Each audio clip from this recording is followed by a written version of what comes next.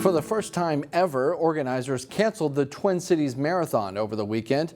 Two runners from Plymouth decided to make the best of it, and as Emily Haugen explains, they think it was the right call. Oh, it's just fun. Ask any runner. There's nothing like crossing the finish line. We haven't run more than anybody, but we know everybody who's run more than us.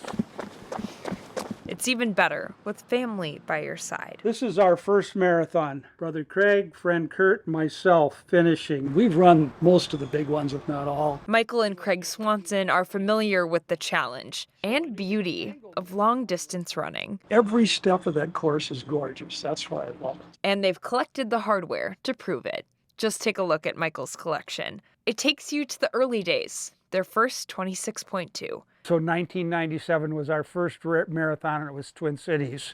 And a hot one. It was hot. That was the hottest one at that time. But they both say the heat then was nothing like this weekend. So I get up, walking down the stairs, I'm checking my phone. I go, Lynn, go back to bed. She goes, why? I go, they just canceled. Twin Cities in Motion posted an alert canceling it due to extreme and dangerous weather conditions. Craig and Michael say they made the right call. The numbers of people that start and don't finish in these races are huge when that happens. And that has an impact on the community, on the volunteers, on other runners. It's bigger than just Mike and I being able to finish. It's disappointing, of course, but you go on. There's other marathons. Michael already has a number of races on the books. Always have 2 or 3 going on, up through next year. It's another chance to finish strong. Safely. In Plymouth, Emily Haugen, CCX News. Twin Cities in Motion plans to release more information on possible credits for racers by the end of the day on Thursday. Police in Brooklyn Park are investigating a shooting that happened Sunday morning at an apartment complex. It happened around 10 a.m. Sunday at the Autumn Ridge Apartments. Officers say they located 2 men who had been shot. Both were treated and then taken to an area hospital. As of Monday, no word on their condition nor any report of any arrests. With this year's elections about a month away, candidates for Golden Valley Mayor met in a forum and laid out their platforms. Rosalind Harmon and Jillian Rosenquist are competing for the mayor's seat. Both attended a League of Women Voters forum last Thursday and answered questions from voters. Current Mayor Shep Harris did not file for re-election. Rosenquist is a city council member and Harmon sits on the Police Accountability Commission. As I said, 4 years, 30% tax levy, that's insane. Because if we want to keep our seniors in their homes, there are some people, that can afford it, but there's other people who are having a difficult time. Last year, I was the lone vote against the 11.2 levy increase because it was about double what our comparable population cities had last year. And I'm glad to say that we are in the right direction, and the proposed levy increase this year is 6.5. City council candidates participated in the candidate forum. Also, you can watch the entire thing right now at ccxmedia.org. Prepare for more closures this week near the Highway 55 project in Golden Valley. Starting Wednesday morning, a portion of 55 will be closed between Highway 169 and Highway 100.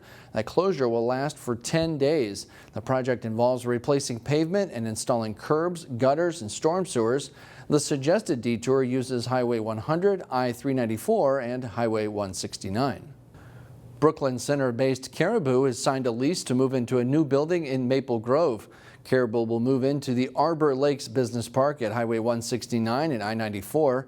The local coffee chain will fill about 100,000 square feet of space. This is expected to happen early next year. According to the development company that announced the lease, the deal will help Caribou accommodate its, quote, growth needs. Sports training facilities continue to pop up around the Twin Cities, helping young athletes practice their favorite sport year-round. In this edition of Business Matters, Delane Cleveland takes us inside a Plymouth company that's one of the first of its kind in the Twin Cities.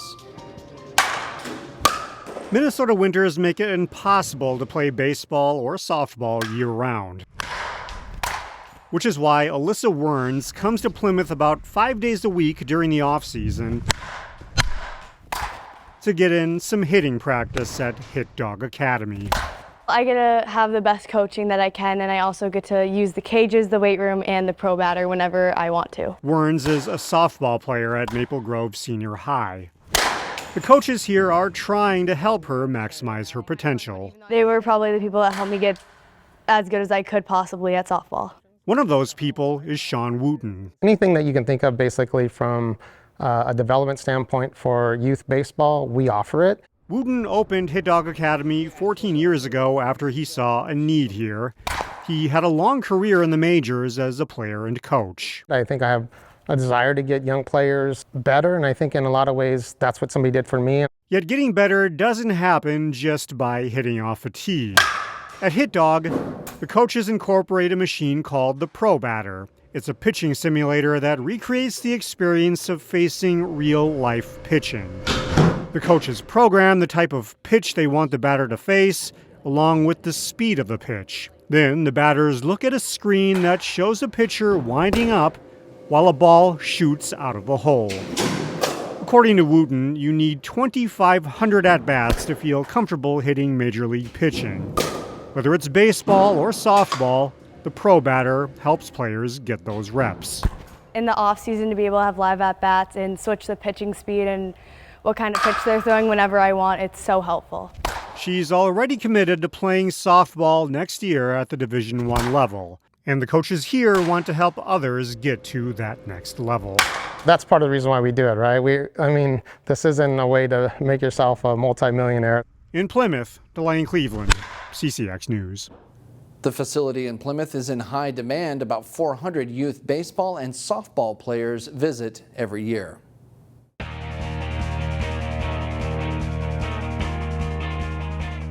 One of the great football players in Benilde St. Margaret's history received a big honor Saturday at a school that holds a special place in his heart and that of his family's. Sean Lumpkin graduated from Benilde St. Margaret's High School in 1987.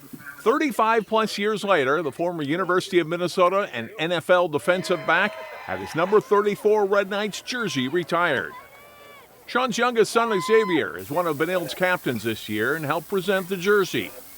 Lumpkin is a Golden Valley native and was a third-team All-American at Minnesota and has stayed involved at the school where all three of his children have attended. It was a big day for number 34.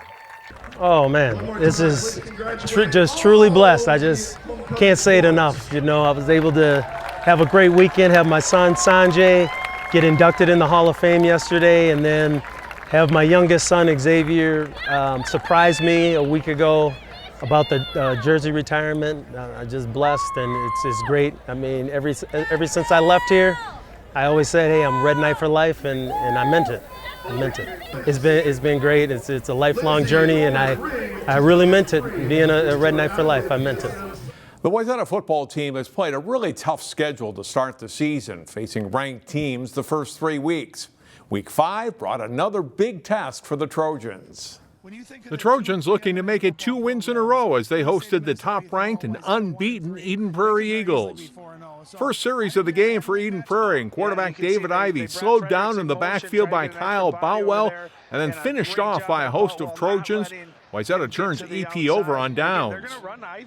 Wayzata with the football now. Cole Heilbrun's pass is tipped by Vaughn Feely, intercepted by Max Kukla, and the junior runs this one back 43 yards before he's brought down at the Trojans' 22-yard line, and it sets up the first score of the night. A few plays later, Dominic Heim takes the handoff, goes inside and into the Wayzata end zone on a 9-yard scoring run. The Eagles lead 7-0. Up 9-0 in the second quarter, the Eagles' Hawken Headland on the reverse gets to the front corner of the end zone for a touchdown, put Eden Prairie ahead 15-0. But just a minute or so later, lightning appears in the sky and storms followed. This game was initially delayed and then resumed Saturday morning, with Eden Prairie going on to win 39-7. The Cooper football team won 3 of its first 4 games, with the only loss coming in double overtime to Armstrong. The Hawks met another 3-1 team Friday. Jay Wilcox has the highlights. Homecoming night at Cooper as the Hawks football team faces Apple Valley. First quarter, and Cameron Fox throws to Samaji Young, dropping it nicely inside the end zone for the 23-yard touchdown. Cooper grabs a 7-0 lead on the Eagles.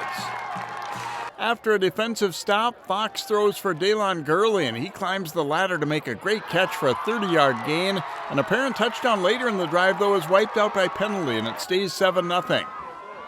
Second quarter, and in short yardage, Cooper goes to the Wildcat look. Standout linebacker and tight end Emmanuel Carmel has plenty of room around left end, and he scores to make it 13-0 Cooper. Their defense is solid. Tony Colley drops receiver Will Washington after the reception on this play. And Carmel pops running back Jackson Gross.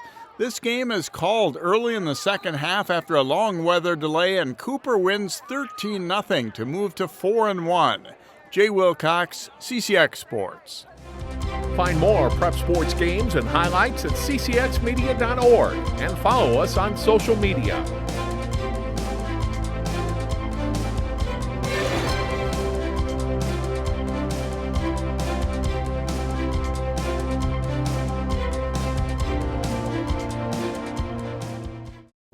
There are almost 6 million military and veteran caregivers across the nation. One of the most important elements of caregiving is taking care of yourself. Visit aarp.org/caregiving for a free military veterans guide to navigate your caregiving journey.